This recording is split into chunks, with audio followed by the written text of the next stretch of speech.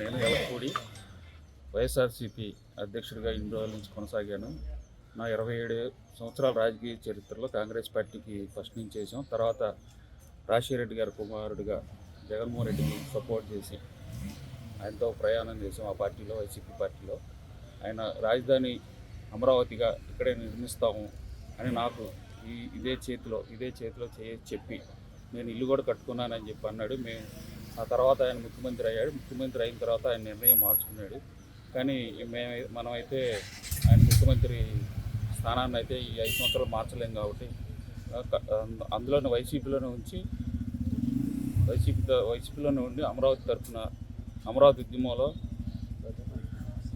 మేము పోరాటం చేయడం జరిగింది. 2 సంవత్సరాలు ఈ 4.5 years నుంచి 1500 రోజుల పైన దాదాపు ఉద్యమం చేసాం నెల్లూరు రాజధాని ప్రాంతంలో రైతులతో కలిసి.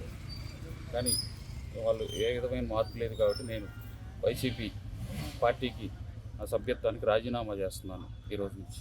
సరే, మండలంలో మీరైనా ఇంకా ఎంతమంది ఉండొచ్చు రాజీనామా? ఇంకా అందరూ కొంతమంది వైసీపీ నుంచి వచ్చే అవకాశం ఉందనుకుంటున్నాను. ఈ తర్వాత లైఫ్లో మీకు ఏ పార్టీకి సపోర్ట్ చేయగలుగుతారు? అంటే ఇక్కడ అమరావతి సపోర్ట్ తెలుగుదేశం, జనసేన ఈ పార్టీలు సపోర్ట్ చేస్తున్నాయి కాబట్టి అదే టీడీపీ అని జనసేన సపోర్ట్ చేస్తుంది కాబట్టి ఆ కూటమితో పాటు ఆలోచిస్తాం ప్రయాణం చేయడం.